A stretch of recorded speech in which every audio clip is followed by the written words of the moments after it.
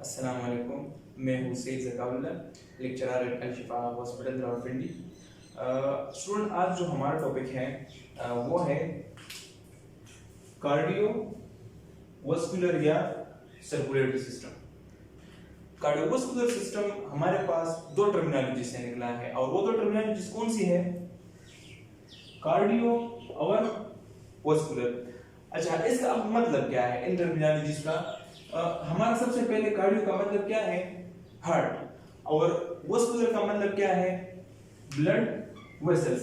तो इसका मतलब ये है कि दिल और खून की जो नालियां है, इसकी कॉम्बिनेशन से ये हमारा कार्डियोवास्कुलर सिस्टम बना है।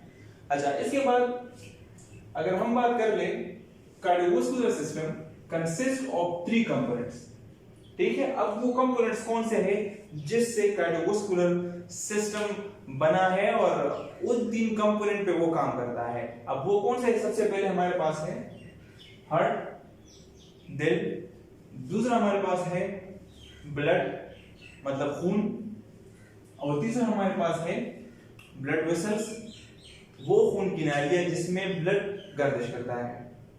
अब इससे हमें ये कंसेप्ट क्लियर हो जाता है कि जो कार्डियोवास्कुलर सिस्टम है वो बेसिकली 3 कंपोनेंट्स पे मुश्तमिल है।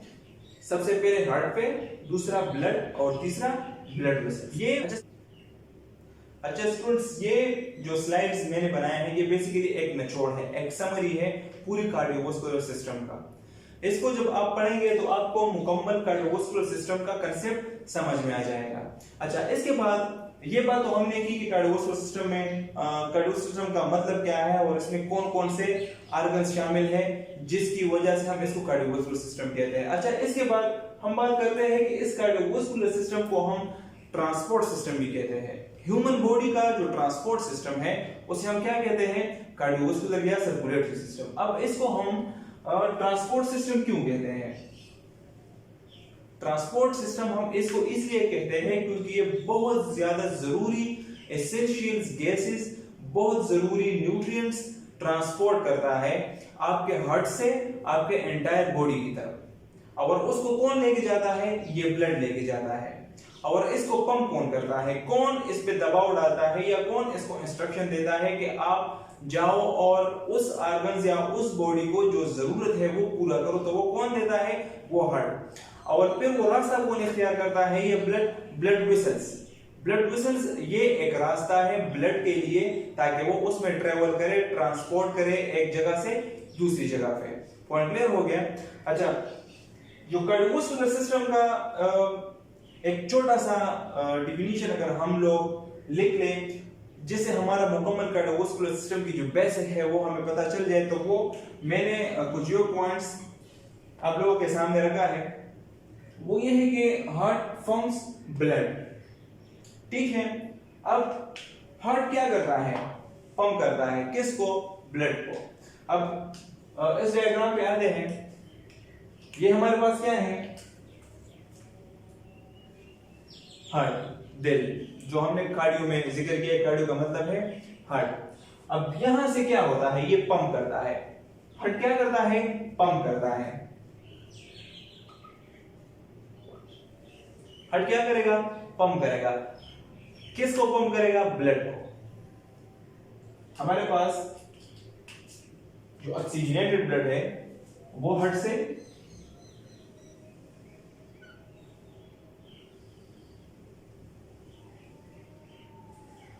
से सेल्स या ऑर्गन की तरफ जाएगा, मतलब बॉडी की तरफ जाएगा। अच्छा, अब इस हार्ट से ब्लड पंप होकर, ये ब्लड है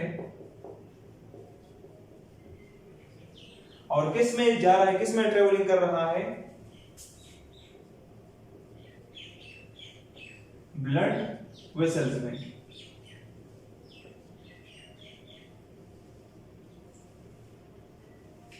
अब पॉइंट क्लियर हो गया? यहां तक आपको समझ आ जाए। Heart pumps blood. अब दिल पंप कर रहा है किसको? ब्लड को। ठीक है, ब्लड इनटू ब्लड वेसल्स। किसमें? Into blood vessels. ये एक रास्ता है, एक नाली है, एक ट्यूब है जो कि ब्लड के लिए बनाया गया है अल्लाह ताला ने, और हार्ट इसको पंप करता है ब्लड को, और वो ब्लड इस ट्यूब में, इस नाली में गर्दिश करके आपकी सेल्स और ऑर्गन की तरफ चला जाता है। अच्छा, फिर इसके बाद क्या होता है, which contains gases and nutrients। अब हम ट्रांसपोर्ट की बात कर रहे हैं, तो ट्रांसपोर्ट क्या होगा, इसके अंदर ऑक्सीजन और काफी न्यूट्रिएंट्स इसमें मौजूद होते हैं। ये जो गैसेस है बेसिकली हम इसको कहते हैं ऑक्सीजनेटेड गैस, मतलब ऑक्सीजनेटेड ब्लड, ठीक है। अब ये जो ऑक्सीजनेटेड ब्लड है ये कहां जाएगा, ये जाएगा आपके बॉडी की तरफ, आपके जिस्म की तरफ, और वो छोटे छोटे जो हुलिया है, जो सेल्स है, जो टिश्यू है या जो ऑर्गन है उसकी तरफ जाएगा। अब क्यों जाएगा, क्योंकि ये टिश्यू और ऑर्गन का एक स्पेसिफिक फंक्शन है आपके जिस्म में, और वो जब अपना वो स्पेसिफिक फंक्शन परफॉर्म करेगा तो उसके लिए ये गैस और ये न्यूट्रिएंट्स बहुत जरूरी है। जब ये गैस और न्यूट्रिएंट्स यहां पहुंच आते हैं तो यहां पे ये अपना परफॉर्मेंस कर देता है, और वो परफॉर्मेंस किस शक्ल में होता है, मेटाबॉलिज्म में।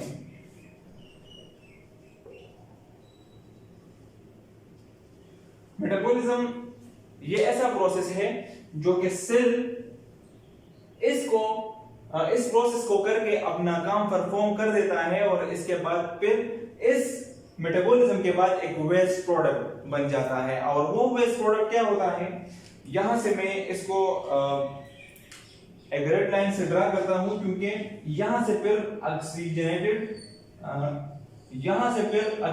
डीऑक्सीजनेटेड ब्लड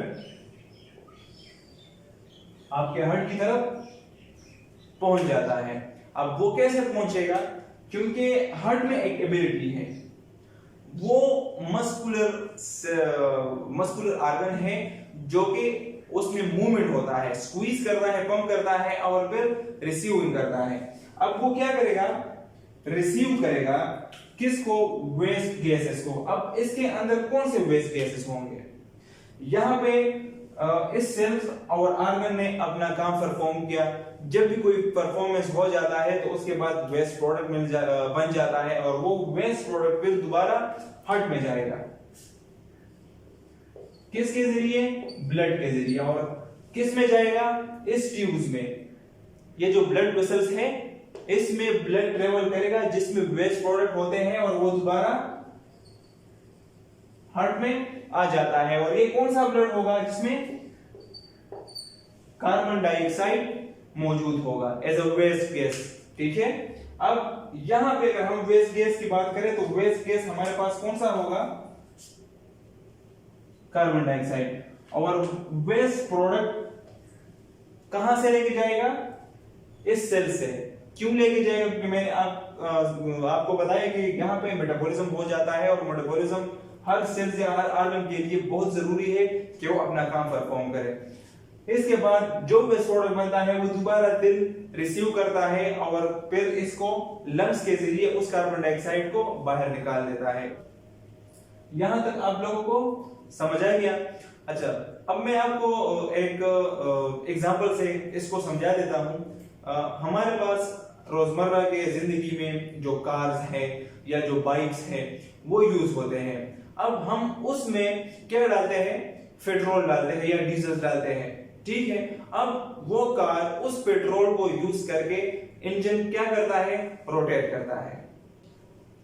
अब वो रोटेशन तो हो रहा है, पेट्रोल तो जो उसके लिए जरूरी है उस इंजन के लिए ताकि वो परफॉर्म करे, अपनी रोटेशन करे, और गाड़ी के जो पहिए हैं वो रोटेट करके एक जगह से दूसरी जगह पे क्या करें, ट्रेवल करें। अब ये तो हो रहा है, लेकिन साथ में इसके साथ एक वेस्ट प्रोडक्ट भी होता है, और वो वेस्ट प्रोडक्ट क्या होता है, धुआं की शक्ल में फिर साइलेंसर से बाहर निकल आता है। तो ये भी इस तरह है कि ब्लड के अंदर एसेंशियल गैसेस और न्यूट्रिएंट्स होते हैं जो आपके हार्ट से लेकर आपके एंटायर बॉडी के छोटे छोटे हुलियों तक जाता है, और वो छोटे छोटे सेल्स जो उसके स्पेसिफिक फंक्शन है वो अपना फंक्शन करके फिर इसके बाद एक वेस्ट प्रोडक्ट बनता है, और वो वेस्ट प्रोडक्ट दोबारा ब्लड में शामिल होकर दिल की तरफ आता है और फिर हार्ट हमारा इसको लंग्स की तरफ इस ब्लड को ऑक्सीजनेटेड करने के लिए दे देता है और वो कार्बन डाइऑक्साइड जो उस ब्लड में मौजूद होता है वो आपके लंग से बाहर निकलकर दोबारा वो जो आपका डीऑक्सीजनेटेड ब्लड था वो ऑक्सीजनेटेड हो जाता है।